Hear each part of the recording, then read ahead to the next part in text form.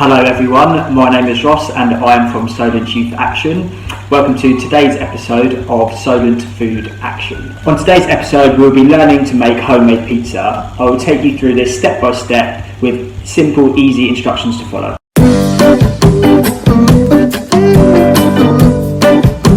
Okay, so step one, before we decide to do any cooking, the first thing we should all do is wash our hands.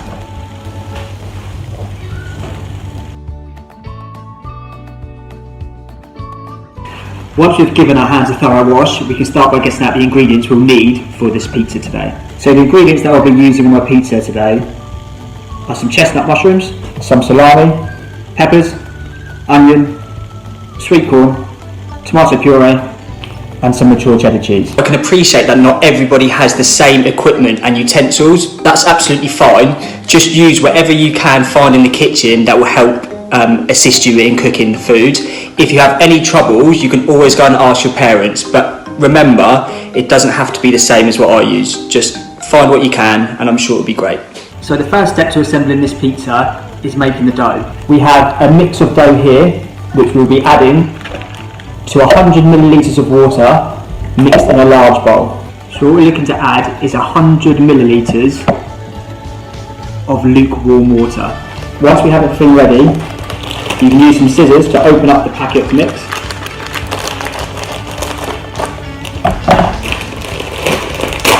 Tear the packet open, pour all of the content into the large bowl.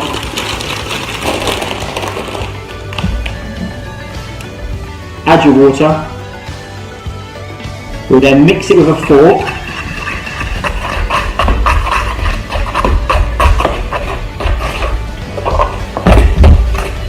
until it all starts to bind together.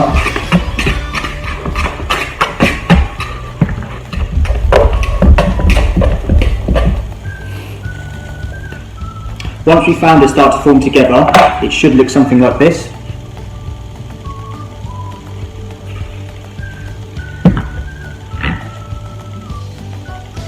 Okay, so once we have the dough out of the mixing bowl, we are going to lightly sprinkle your working area. And then we're going to knead the dough for anywhere up to 5 minutes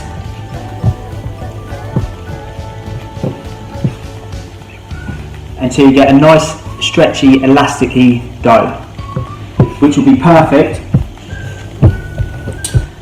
for rolling it out and getting it into the shape for your pizza. Right, I think one is ready.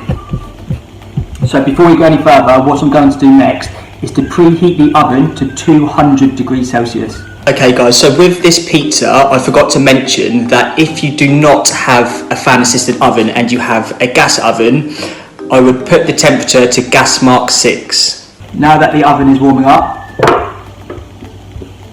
I will then sprinkle a little bit more flour on the surface just to make sure that the dough doesn't stick. I will then grab a rolling pin and start to roll the dough out.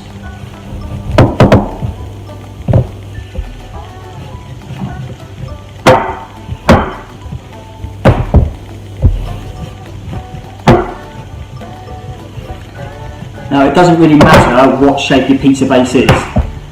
I'm going to try and keep mine as circular as possible. However, it really doesn't matter what shape it is. You can be as creative as possible.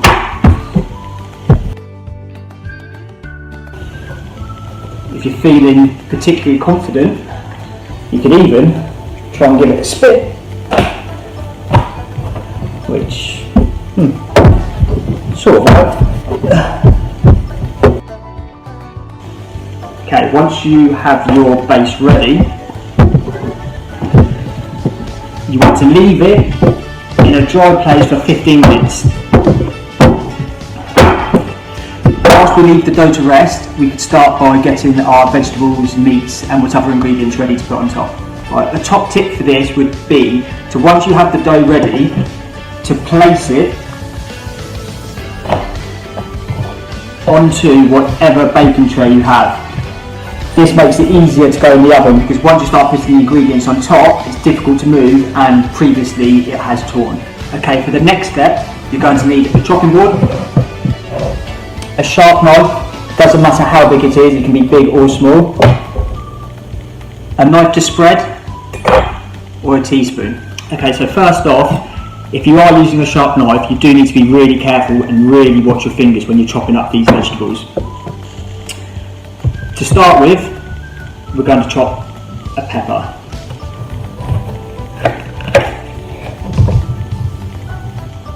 So what I tend to do is to cut down each side of the pepper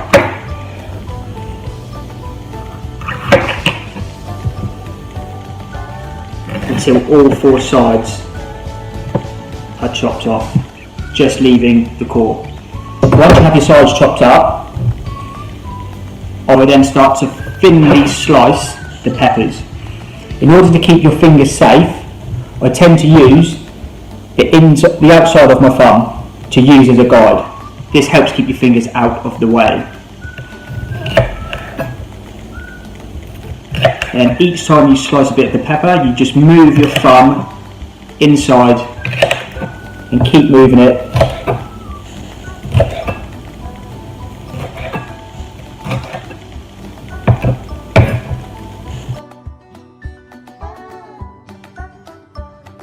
Right, now once you have your pepper chopped up, you can either keep it like this,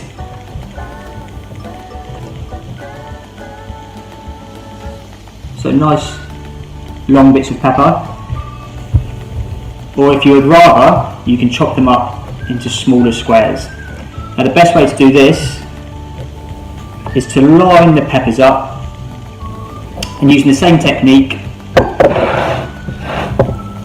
using your thumb as a guide, to just slice across the peppers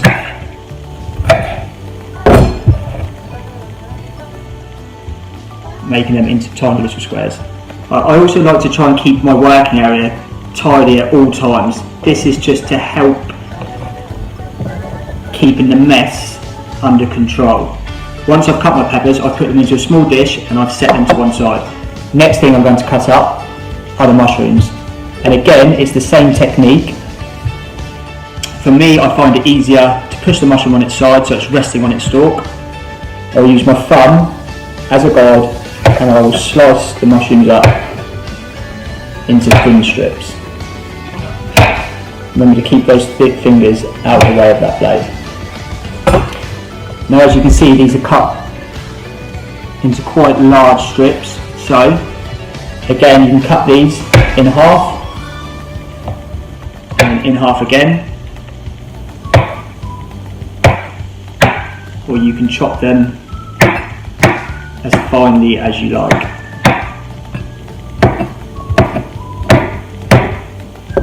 So again, now I've got the mushrooms cut up, I'll place them into a small dish and I'll put this to one side. Now we're moving on to the onion. There are many ways you can chop an onion. I am however going to try and keep this as simple as possible. So you have the bottom of the onion and you have the top of the onion. I'm going to firstly start by cutting off the top of the onion, and I'm going to throw that away. Again, same technique as before, using my thumb as a guide just to help keep my fingers out of the way of the blade. I'm then going to keep it on its side and I'm going to use the knife to cut all the way through and then once more.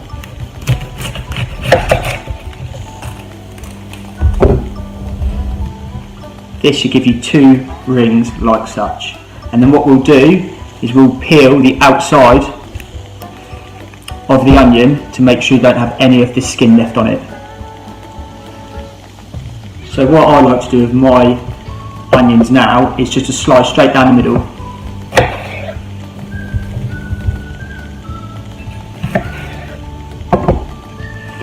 And then you can see, you can start to pull the onion apart.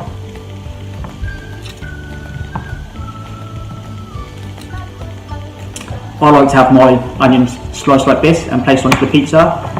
Again, it is entirely up to you. If you'd rather smaller slices, you can then turn it onto its side,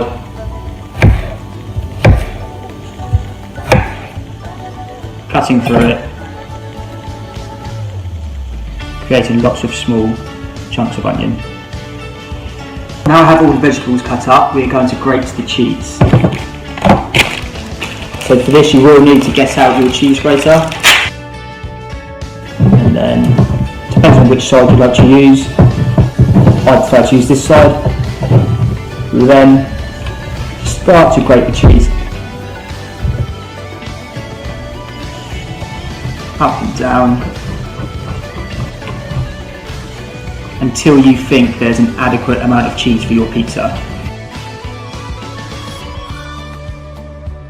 I think that is about the right amount. Right, now the pizza base has been resting and mine looks like such. I'm going to start to add the tomato puree. So with the puree, if you unscrew the lid, turn it upside down, push it onto the opening, and that creates the hole. So again, it depends how much tomato puree you like. I tend to like quite a lot on mine. So I'm going to squirt it on, and then whichever you think is easiest to spread it, either using the knife or the spoon. I tend to find the back of a small spoon a bit easier.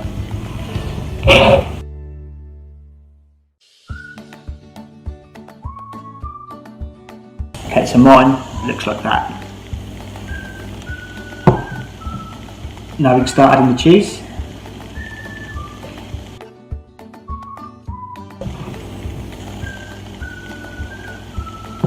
Then we can start adding the toppings.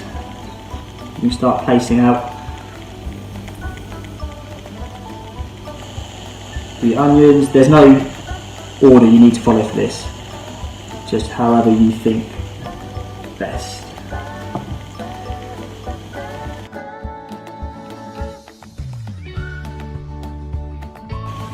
So I know at the start I said that I would be using sweet corn, but I have decided not to use it this time around.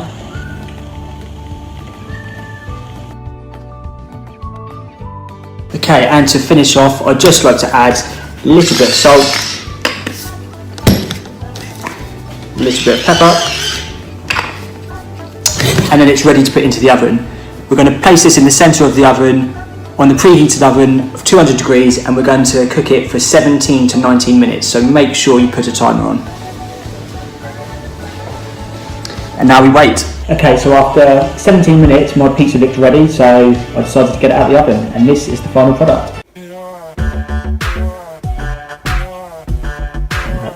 Not bad. It's only right to do a taste test.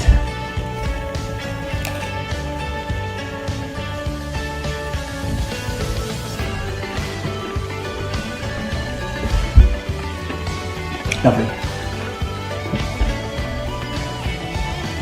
Okay, as we've come to the end of the video, just a few tips to remember whilst you're cooking. 1, remember to wash your hands. 2, if you're using a sharp knife, keep your fingers out of the way. Remember, you can pretty much use any ingredients you want to go on a pizza. It all works well, it just comes down to your taste. When removing the pizza from the oven, just remember you either use an oven glove or a tea towel to get it out. Thank you all for watching. So now go and have some fun and make some pizza for yourself. See you soon. Bye.